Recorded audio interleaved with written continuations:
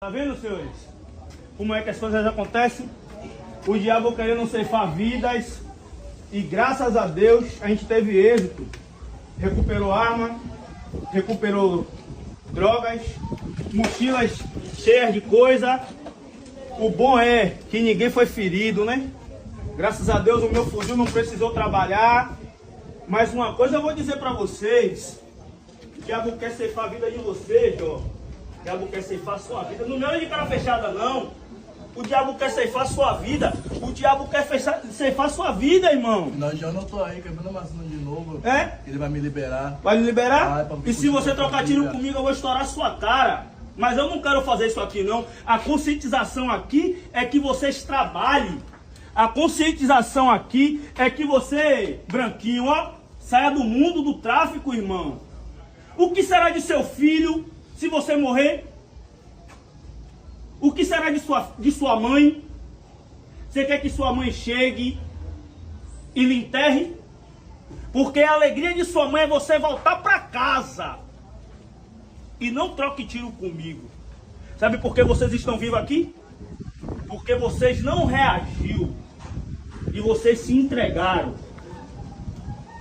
Você, neguinho, ó, sua mãe te ama. E tá me amando com cara de bicho por quê?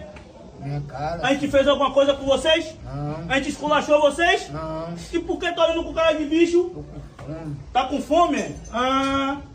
Se tivesse em casa ajudando o pai e manhinha, não tava com fome agora? O prato tava na mesa, tava sentado, tava almoçando com seu pai, com sua mãe, com sua filha, com sua esposa, irmão. Viu? Mas aprove a Deus que isso aconteceu. Aprove a Deus que vocês não morreram.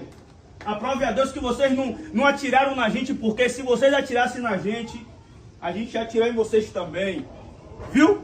Então eu vou dizer para vocês, entregue o seu caminho ao Senhor, entregue o seu caminho ao Senhor, confia nele e o mais ele fará. Viu? Jesus ama vocês.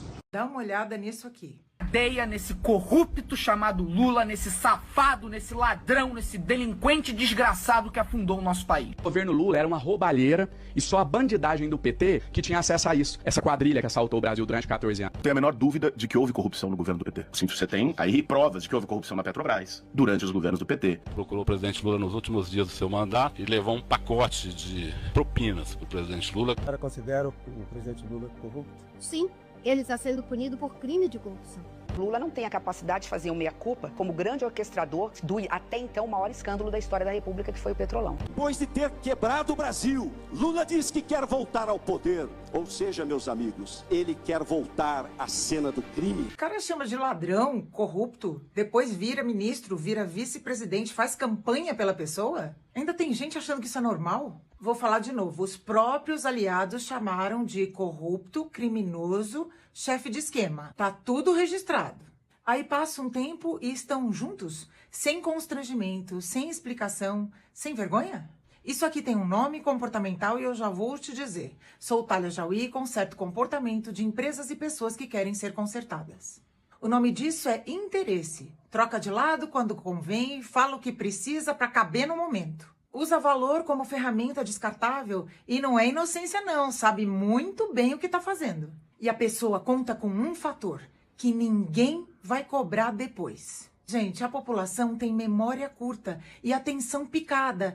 Segue o jogo, é Copa, é Carnaval. E eles contam com isso. Se em pouco tempo alguém sai de criminoso para aliado, já deu para perceber quem está guiando essa decisão. Mas dessa decisão você não vai se arrepender.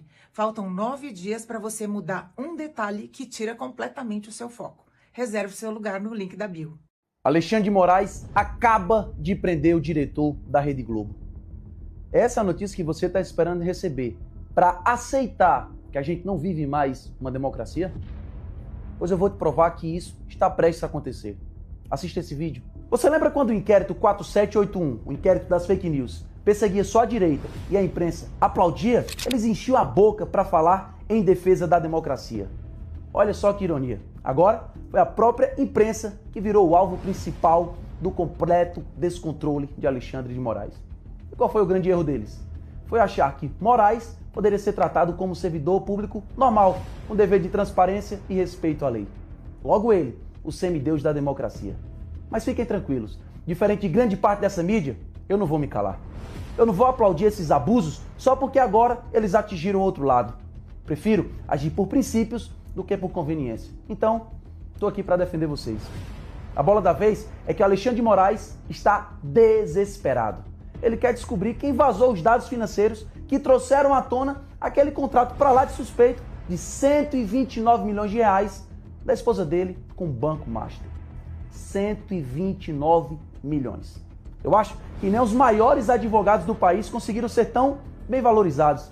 Mas talvez, por ser esposa de um semideus, a mágica simplesmente aconteça. E aí você me pergunta, o que o Moraes fez? Ele se explicou?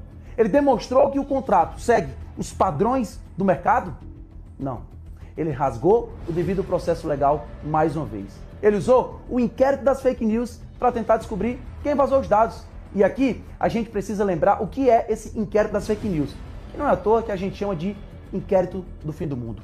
Para você ter uma ideia, isso foi aberto lá em 2019. Já vai para 7 anos. Um inquérito aberto à força, sem sorteio, que Moraes comanda.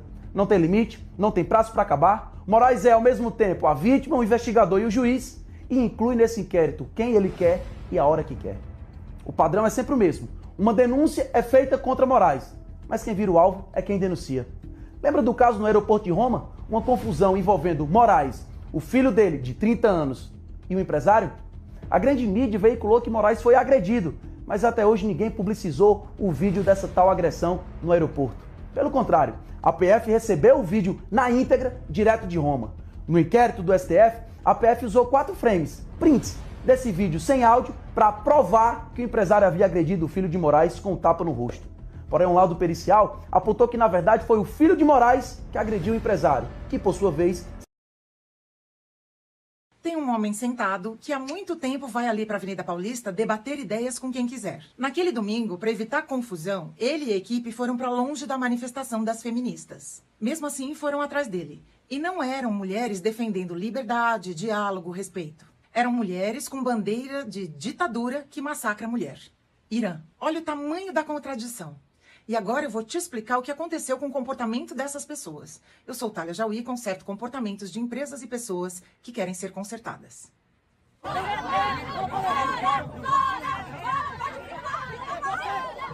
Sai daqui! A senzala tá fechada! Por quê? Negro de senzala! Fechada! Vai, Casa Grande! Vai, Casa Grande! Sai, Casa Grande! Aqui pra você! Sai daqui! Não quero saber! Aí começou um espetáculo à parte. Gritaria, tumulto, mesa sendo agredida, olhos arregalados de ódio. O nome disso é baixa regulação emocional. A pessoa sente, já explode, não pensa, não filtra e não controla. Tem outra coisa ali acontecendo, a intolerância ao argumento diferente. Não conseguem ouvir, não conseguem sustentar a contradição e não conseguem debater. Então fazem o quê? Xingam. Capitão do mato, negro adestrado, negrinho, traidor da raça e a senzala fechou. Isso aqui também tem nome, desumanização.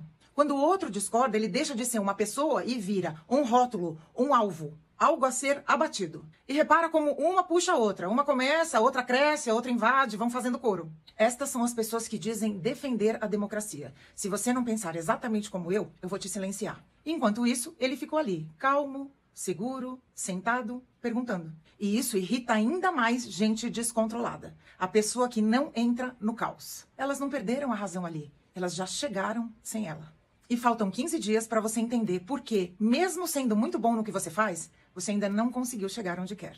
Reserve seu lugar no link da bio. A CPI do crime organizado no Senado recebe documentos da Receita Federal com informações de pagamentos milionários do Banco Master a políticos e outras autoridades. O escritório do ex-presidente Michel Temer, por exemplo, teria recebido 10 milhões de reais. Documentos da Receita Federal enviados à CPI do crime organizado apontam que o Banco Master de Daniel Vorcaro realizou pagamentos milionários a políticos, ex-ministros e pessoas ligadas a autoridades do judiciário. Entre os repasses, há um pagamento ao ex-presidente Michel Temer, cujo escritório de advocacia recebeu cerca de 10 milhões de reais. Em nota, o ex-presidente afirma que foi contratado para uma atividade jurídica de mediação e, inclusive, contestou o valor informado, dizendo que o total pago teria sido de 7 milhões e meio de reais. Essa lista inclui também o ex-ministro da Fazenda, Guido Mantega, o ex-ministro do Supremo Tribunal Federal, Ricardo Lewandowski, o ex-presidente do Banco Central, Henrique Meirelles, além de ACM Neto, ex-prefeito de Salvador, e do presidente do União Brasil, Antônio Rueda. Também aparecem o ex-secretário de comunicação do governo Bolsonaro, Fábio Weingarten, o ex-ministro da Cidadania, Ronaldo Bento, e também empresas do Grupo Massa, que é ligada à família do governador Ratinho Júnior e do apresentador Ratinho. Além disso, uma empresa vinculada a familiares do senador Jacques Wagner, do PT da Bahia, também foram citados. Só que o maior repasse identificado pela Receita foi para o escritório da advogada Viviane Barsi de Moraes, esposa do ministro do Supremo Alexandre de Moraes. Segundo os dados enviados à CPI, a banca recebeu cerca de 80 milhões de reais entre 2024 e 2025. De acordo com os dados da Receita Federal, os repasses para escritórios de advocacia, consultorias, empresas de comunicação não necessariamente apontam irregularidades. Agora, os documentos serão usados para subsidiar as investigações na CPI do crime organizado, que ainda pode pedir o indiciamento e também aprofundar as investigações envolvendo o caso Master. De Brasília, Pedro Nascimento.